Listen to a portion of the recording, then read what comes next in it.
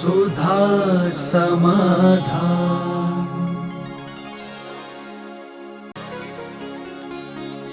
नमोस्तु गुरुदेव, द्विदल का क्या अर्थ है? उस अनाज जिसके दो दल सहजता में हो जाते हैं, वह अनाज जिसके दो दल होने पर बीच में एक छोटा सा कण होता है जहाँ से अंकुर निकलता है, ऐसे अनाज के साथ दही के साथ छाछ के साथ मिश्रित करके खाना मुंह में खाने बनाने पर उसमें त्रस्त जीवों की उत्पत्ति होती है। ऐसा कारण से दुदल को निषेध किया गया है। दही है, छाछ है, इनके साथ अनाज दाल वाले दुदल तीन प्रकार का होता है। एक काष्ठ दुदल और एक तिल उदल दुदल और एक अन्न दुदल। तो ये अन्न दुदल के साथ ही इनके साथ मानना चाहिए, काष्ठ दुदल के साथ नहीं। जैसे काष्ठ दुदल में आता है धनिया काष्ठ दुदल सूखा रहता है, और तिल दुदल में आता है मूंगफली। तो इनके साथ उसका नहीं बनता। मात्र अनाज का दुदल जैसे दाल है, मूंग है, उड़द है, मसूर है और ये चना है, इनके दो दल होते हैं और उनके बीच में एक छोटे से दुदल करने के बाद छोटा सा कण होता है। उस कारण से इसको दुदल की संज्ञा दी गई है। नमोस्तु गुरुदेव, जैन होते हुए भी हम सभी अपने नाम के आगे जैन क्यों नहीं लगाते? बहुत बार बोल चुका हूँ महानुभाव, सबसे कह चुका हूँ। सब लोगों को अपने उपजाति से मोह होता है। वो ये नहीं समझ रहे हैं कि इससे हमें नुकसान कितना है। आज भारत में कम से कम हम 2 से 3-4 करोड़ की संख्या में हैं, और आज हमारी संख्या में मात्र कितना आ रहा है 0.45। हम आधे % भी 50 लाख की संख्या में आ गए और हम करोड़ों की संख्या में। पूरा साउथ जैन नहीं लगाता, पूरा महाराष्ट्र लोग जैन नहीं लगाते। कोई कोयले लगाएगा, कोई लगाएगा, जैन नहीं लगाते। बहुत सारी जातियों में सब खंडेलवाल लोग भी जैन नहीं लगाते।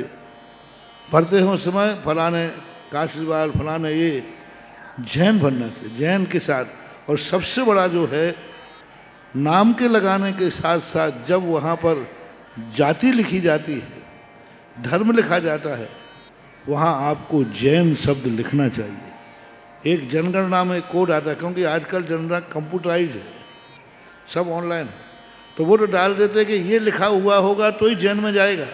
यदि आपने उसके साथ कुछ भी लिख दिया तो फॉर्म अलग सामान में डाल दिया जाता है। इसलिए सबको अपने साथ के साथ, हम कई बार बोल चुके, अभियान भी चलाया कि भाई आप अपने साथ जो आपका सरनेम है वो लिखो, पहले लिख दो। इतना प्यार है तो पहले लिख दो, अंत में, लेकिन नाम के साथ जैन लिख दो। जैसे मान लीजिए कोई आप कहते हो कि कोई एक बताए, जैसे बाकलीवाल हो तो आप लिखो ना बाकलीवाल मनोज जैन। बाकलीवाल सब पहले लगा दो, मुझे कोई आपत्ति नहीं उससे, लेकिन नाम के बाद बाकलीवाल मनोज जैन, फलाने जैन, पाटनी फलाने जैन। पर जैन शब्द आपके नाम के साथ में आदत में आ जाना चाहिए। सारे भारत के जब आप स्कूल में दाखला देते हैं, वहाँ भी आप जैन शब्द नहीं लिखवा पाते। सबसे बड़ा तो आज से भी यदि चेत जाएं, सारे भारत की जैन समाज नियम ले ले कि हम अपने बच्चे का जब भी स्कूल में दाखला कराएंगे, उसके नाम के तुरंत बाद जैन शब्द जरूर लगाएंगे। आज से चेत जाओ, जब जागो तभी सवेरा। कई लोग कहते महाराज हम कैसे चेतें, हमारी प्रॉपर्टी में, हमारी मार्कशीट में, सब में लिखा हुआ है। चलो कोई बात नहीं, आज से सारे भारत के जैनी एक नियम ले लें कि हमारे बच्चे का स्कूल में जब भी नाम लिखेगा उसके जैन लिखेगा। हम रजिस्ट्री कराएंगे तो जैन लिखेंगे, हर चीज़ में जैन। और बच्चे को भी रटाया करो जैन। ये तो सब उपजातियाँ जो है, हमारी जातियाँ थी ही नहीं। चेतना पड़ेगा, जागना पड़ेगा, और पूरे भारतवर्ष में गांव-गांव में जाके अभियान चलाना पड़ेगा। सबसे बड़ा बहुभाग जैनियों का है तो महाराष्ट्र और कर्नाटका, सबसे ज़्यादा जैनी वहाँ पर, एक एक गांव में हजारों घर हैं, लेकिन लगते ही नहीं कि वो जैनी।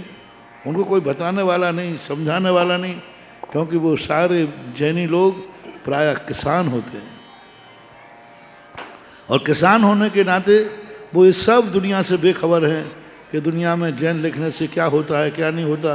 वो तो अपनी रोजी रोटी कमा रहे हैं। तो इसलिए जैन शब्द का प्रचार बहुत व्यापक रूप से करें तो हो सकता है कि हम। और दूसरी बात है, हम सरकार के भरोसे क्यों रहते हैं? हम क्यों नहीं अपने भारतवर्ष में कोई एक जैन संस्था जैनियों की जनगणना कर सकती है? कर सकते हैं, अपने पास नेटवर्क है। और आज तो तुम्हारे पास सारे नेटवर्क हैं, हर जिले में, हर उसमें जनगणना करना क्या है? प्रांत में एक व्यक्ति नियुक्त करो, फिर जिले में एक एक व्यक्ति नियुक्त करो, जिले से तहसील में एक एक व्यक्ति नियुक्त करो, एक एक गांव में नियुक्त कर दो, सारी लिस्ट उठा लो आप पूरे भारत के गांवों की, सरकार के पास बनी बनाई लिस्ट रखिए, और वहाँ जाकर तुम्हें कुछ नहीं जाना। आज मात्र मोबाइल से, आपके फ़ोन से, ऑनलाइन से 5-6 महीने में पूरे भारत की ओरिजिनल जैनियों की गणना आ सकती है, यदि अपन चाहें तो। ऐसा।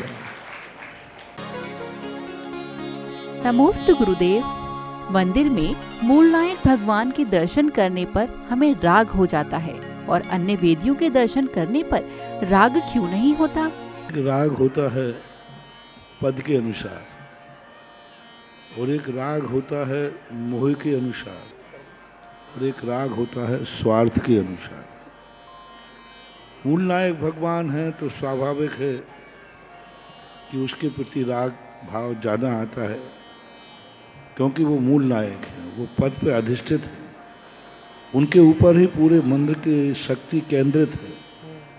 पूरे समाज का जो एक अधिकार कहना चाहिए वो मूल नायक के नाम से जाता है। एक बात। दूसरी बात है, जब मोह भाव से राग जागता है, क्योंकि ये मूर्ति मैंने बैठा ली है इसलिए, तो वह जघन्य में चला जाता है, मध्यम में जाता है। स्वार्थ भाव, इस मूर्ति का हमारा कोई विशेष स्वार्थ है, तो उस अपेक्षा से राग होता है। तो इन तीनों रागों में अलग अलग अंतर है। नमोस्तु गुरुदेव।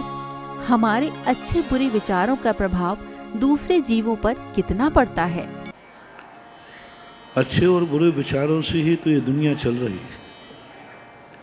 प्रकृति जो है अच्छे और बुरे विचारों पर ही अपना नर्तन करती है।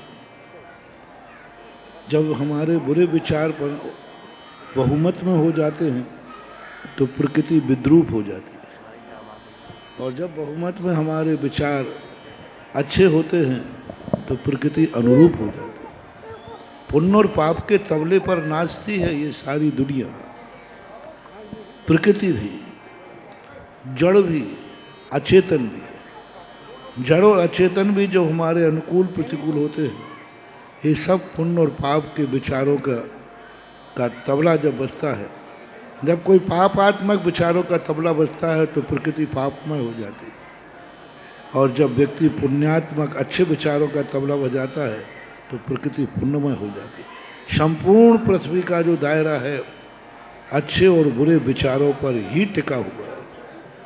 यदि हम दुनिया को अच्छा देखना चाहते हैं तो हमें अच्छे विचार लाना होंगे, और जब हमें दुनिया को बुरा देखना होगा तो बुरे विचार लाएंगे। इसलिए अच्छे विचार और अच्छा आचार ही सृष्टि का, अच्छी सृष्टि का निर्णायक होता है। नमोस्तु गुरुदेव। हमें अपने जीवन में ऐसे क्या कार्य करने चाहिए जिससे कि हमारा जीवन भी धर्म में बना रहे? जब कोई अच्छा दिन हो और व्यक्ति अच्छे दिन को धर्म के वातावरण में व्यतीत करना चाहें, समझ लेना चाहिए जिंदगी का यही सबसे अच्छा मंगलाचरण। मैं बहुत बार प्रश्न में कहता हूँ, हम कैसे समझें कि धर्म हमें सिद्ध है? हम कैसे समझें कि गुरु का आशीर्वाद हमें है? हम कैसे समझें कि नमोकार मंत्र हमें सहयोगी है? तो हमारा एक ही थर्मामीटर है कि अच्छे दिनों में, जब हमारा अच्छा दिन हो, सुख का दिन हो, हम सब तरफ से परिपूर्ण हो, जब हमारे धन दौलत परिवार सुख सब कुछ हो, ऐसे समय पर यदि हमें भगवान की याद आ जाए तो समझ लेना भगवान तुम्हें सिद्ध हो गए। हमें बुरे दिनों में भगवान याद आता है, संकट के दिनों में याद आता है, इसलिए वो भक्ति नहीं कहलाती, वो मजबूरी कहलाती है। इसलिए बेटा तुम जिस घर में जन्मे हो, उस घर में अच्छे दिन पर महाराज के पास लाया जाता है, यही तेरा पुण्य है, यही संस्कार है। जब भी कोई तुम्हारे खुशी का दिन आए, उसे होटलों की तरफ मत मोड़ो, पाप स्थानों पर मत मोड़ो, उसे धार्मिक स्थान पर मोड़ो, क्योंकि वो अच्छा दिन है और अच्छे दिन का बीज बोओगे, जिंदगी अच्छी रहेगी और अच्छा फसल मिलेगी। नमोस्तु गुरुदेव। कौन से पुण्य कर्म के उदय से हमें जैन कुल में जन्म मिला है और अगले भव में पुनः जैन धर्म मिलने के लिए क्या करना चाहिए? सबसे बड़ी चीज, जो चीज हमें प्राप्त करना है उसको हम कितना बहुमान दे पाए, उसको हम कितना अपने जीवन में मुख्य भूमिका दे पाए, उसके प्रति हमने कितना बलिदान किया है। तो जैन धर्म में जब जैन कुल में जन्मे हैं तो हमें एक ही बात का ध्यान रखना चाहिए कि हम जैन कुल की जो परंपराएं हैं, उन परंपराओं से हट करके अपनी ज़िंदगी को कभी भी, कितना भी सुख हमें उपलब्ध हो, लेकिन मैं जैनत्व के प्रतिकूल अपना कोई आचरण नहीं करें। पूर्व भाव में मरते समय जरूर एक भाव आया होगा कि मुझे कुछ नहीं चाहिए, मैं ऐसे कुल में जन्म लूं जहां जिनेन्द्र देव का अभिषेक कर सकूं, ऐसे कुल में जन्म लूं जहां मुनिराज की अंजलि में ग्रास दे सकूं, इस अधिकार की भावना के। और अब आगे के लिए यही करना पड़ेगा कि जिस भावना से हमें मिला है, इसके जो कर्तव्य हैं, इसका जो क्राइटेरिया है, जो निश्चित किया गया है, उससे बाहर अपनी ज़िंदगी को नहीं जाने देना, उसी दायरे में अपनी ज़िंदगी का गुजारा करना, अपनी ज़िंदगी को उसी दायरे में जाकर के 24 घंटे व्यतीत करना, उसी दायरे के अंदर आपकी दैनंदिनी हो, तो अगला भाव भी जैन धर्म में पक्का है, रजिस्टर्ड है। नमोस्तु गुरुदेव। तीर्थंकरों की पूजा हम क्रम के अनुसार क्यों करते हैं? भौतिक शक्तियों के अनुसार, निमित्त निमित्तिक शक्तियों के अनुसार, इसको हम मिथ्यात्व नहीं कह सकते। सभी लड़के हैं, सभी लड़कियां हैं, फिर कुंडली क्यों मिलाते हैं? लड़के तो लड़के ही है, लड़की लड़की है, दोनों हैं, फिर क्यों मिलाते हैं कि कुंडलियां मिलाते हैं? सभी लड़के लड़कियां बराबर हैं, फिर क्यों ये देखते हैं किस जाति का है, किस कुल का है, किस आचार विचार वाले हैं? तो इस संबंध में जो कुंडली मिलाने वाली बात है, तीर्थंकर सभी समान है, इसमें कोई बात नहीं, लेकिन कभी कभी जब बाहर की बात आती है तो नाम का भी बहुत बड़ा प्रभाव पड़ता है, दिन का भी बहुत प्रभाव पड़ता है। रविव्रत को ही पुराने काल से पारसनाथ की पूजा करते आए। व्रत कथाओं में अलग अलग तीर्थंकरों की पूजाएं आई हैं। तो व्यवहारिक दृष्टि से, सांसारिक व्यक्तियों की दृष्टि। नमोस्तु गुरुदेव। पार्श्वनाथ भगवान का अभिषेक अगर हम उनके फन के ऊपर से करते हैं तो क्या हमें दोष लगता है? अब फन के ऊपर करना, चला करके फन पे कर रहा है तो गलत है, लेकिन यदि अनायास हो रहा है। मुझे एक संस्मरण याद आ गया, बहुत छोटे का संस्मरण था। एक स्थान पर बहुत छोटा था, तो एक दादाजी का अभिषेक देखने का, करने का नियम था। उनके यहाँ सूतक लग गया, तो उन्होंने कहा बच्चे यहाँ आओ, ये धोती दुपट्टा पहन लो और मुझे अभिषेक दिखा दो। मंदिर में कोई था नहीं, अब अपन ने कभी किया नहीं था, अपन ने पहन लिया और काकताली न्याय से पारसनाथ भगवान की मूर्ति आई। अब मैं क्या फन जानूं, क्या मैंने ढाल दिया। वो बाबा जी थे, वो बहुत चिल्लाए, ये क्या कर दिया तूने, फन के ऊपर डाल दिया, ये तो सांप है, ये तो। अरे मैंने कही दादाजी आप ऊपर वाले फन से बचाओ, नीचे भी तो सांप बना है। अब तू मुझे शिक्षा देता है। अब मैंने सही सही कहा भाई, ऊपर फन बना तो नीचे भी सांप बना है। अब वो मुझे शिक्षा देता है, मुझे पढ़ा रहा है, ये ठीक नहीं है। अब मैंने उनसे ज़्यादा माथा बोड़ी नहीं की। मैंने कहा दादाजी रुको। उस समय भी मेरे में अकल थी थोड़ी सी, तो मैंने दादाजी से कहा आप रुको। मैं तुरंत दूसरी थाली लाया और भगवान को ऐसा टेढ़ा किया, भगवान आप टेढ़े हो जाओ।